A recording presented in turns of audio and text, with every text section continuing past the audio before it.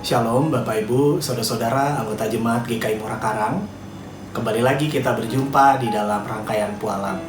Saya sungguh bersyukur dapat menyapa Bapak Ibu, Saudara-saudara dimanapun kita berada pada saat ini. Semoga kita semua dalam keadaan yang baik. Sebentar lagi kita akan memasuki penghujung tahun 2020. Tahun yang penuh kesan, tidak hanya bagi kita namun juga bagi begitu banyak orang di seluruh dunia ini. Pandemi yang sudah bermula dari akhir tahun lalu itu ternyata belum selesai hingga saat ini. Ternyata kita masih belum aman dari ancaman penyebaran virus COVID-19. Ternyata kita masih harus mengalami dampak dari pandemi ini, baik itu pada pekerjaan kita, usaha kita, studi kita, segala aspek di dalam kehidupan kita. Dalam perjalanan yang sudah cukup jauh sepanjang tahun ini, pada saat ini kita diajak untuk mengingat firman Tuhan. Kita mau belajar 3 hal. 3 hal ini adalah apa yang dikehendaki Tuhan untuk kita lakukan di dalam kehidupan kita. Bahkan kita lakukan di masa penuh ketidakpastian seperti saat ini. 3 hal ini kita temukan di dalam 1 Tesalonika 5 ayat 16 sampai 18. Saya bacakan bagi kita. Bersukacitalah senantiasa, tetaplah berdoa. Mengucap syukurlah dalam segala hal, sebab itulah yang dikehendaki Allah di dalam Kristus Yesus bagi kamu. Bapak Ibu, Saudara-saudara, demikianlah 3 hal ini. Bersukacita senantiasa, tetap berdoa, dan mengucap syukur dalam segala hal. Yang pertama, bersukacita senantiasa. Kita mungkin mengira bahwa sukacita hanya dirasakan lewat hal-hal yang menyenangkan.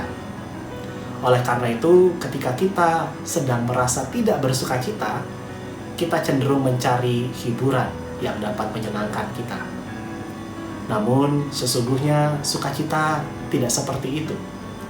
Karena kita dapat bersukacita tidak hanya di dalam hal yang menyenangkan, namun juga di dalam hal yang tidak menyenangkan sekalipun. Mengapa demikian? Mengapa kita bisa bersukacita di dalam hal-hal yang tidak menyenangkan? Karena sukacita dasarnya bukan pada situasi atau keadaan tertentu. Sukacita dasarnya pada Allah. Sukacita itu justru seharusnya mampu membebaskan kita dari situasi dan keadaan yang kita alami pada saat ini. Kondisi kehidupan kita bisa naik turun, Bapak Ibu, Saudara-saudara, namun kita tetap dengan bebas bersukacita karena Allah. Yang kedua, tetap berdoa. Sungguh baik apabila kita memiliki waktu rutin untuk berdoa pada Tuhan. Seperti misalnya di dalam saat teduh kita di pagi hari atau di malam hari. Kita punya waktu, kita menyisihkan waktu untuk berdoa, untuk berbicara dengan Tuhan, karena kita tahu doa adalah komunikasi kita dengan Tuhan. Kita mungkin tidak bisa melipat tangan, menutup mata, dan mengucapkan doa tanpa henti, karena perintahnya tetap berdoa. Namun kita bisa memaknai perjalanan kehidupan kita sebagai percakapan dengan Tuhan. Tuhan sesungguhnya senantiasa menyapa kita lewat setiap peristiwa yang kita alami. Yang ketiga, mengucap syukur dalam segala hal. Sama halnya dengan bersukacita, mengucap syukur pun bukan karena kondisi atau situasi tertentu, melainkan di dalam kondisi dan situasi apapun. Mengucap syukur bukan karena kondisi tertentu, melainkan di dalam kondisi apapun. Di dalam ucapan syukur, kita mengakui ada pekerjaan Tuhan di dalam segala sesuatu. Yang itu sesungguhnya bukan sekadar keberuntungan atau ketidakberuntungan tanpa makna. Itu terjadi, kita mengucap syukur di dalam segala sesuatu, bukan karena itu hanya kebetulan belaka, melainkan karena kebenaran di dalam Tuhan. Bapak Ibu, Saudara-saudara, ketiga hal ini adalah kehendak Allah di dalam Kristus Yesus bagi kita. Memahami ini sebagai kehendak Allah tidak hanya berarti kita sebagai murid Kristus patut melakukannya. Itu benar. Namun jangan sampai kita lupa bahwa ini juga bermakna kita pun dimampukan untuk melakukannya. Tidak hanya ini kehendak Allah, maka kita harus melakukannya, melainkan juga ini kehendak Allah, maka kita sebagai murid Kristus pasti dimampukan untuk melakukannya. Bahkan, kita mampu bersukacita, kita mampu berdoa, dan mengucap syukur di situasi hidup seperti saat ini. Bapak, Ibu, Saudara-saudara, bersukacitalah senantiasa, bahkan ketika pandemi ini masih membuat resah dan mengecewakan kita. Karena kondisi hidup kita yang mungkin naik turun itu tidak mampu mengubah Allah yang tetap setia mengasihi kita. Pandemi ini bahkan menjadi bukti bahwa sukacita tidak bisa didasarkan pada materi, karir, atau segala sesuatu yang melekat pada kita. Sukacita hanya bisa didasarkan pada Tuhan, tidak yang lain. Di masa ini juga Bapak, Ibu, Saudara-saudara, tetaplah berdoa, karena segala kesulitan yang ada bisa jadi cara Allah menyapa kita.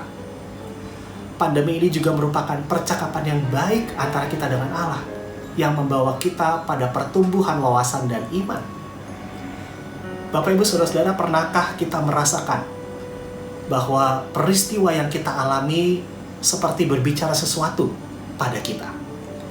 Ketika kita mengalami sesuatu, kita menemukan refleksi yang mengarahkan kita pada Allah.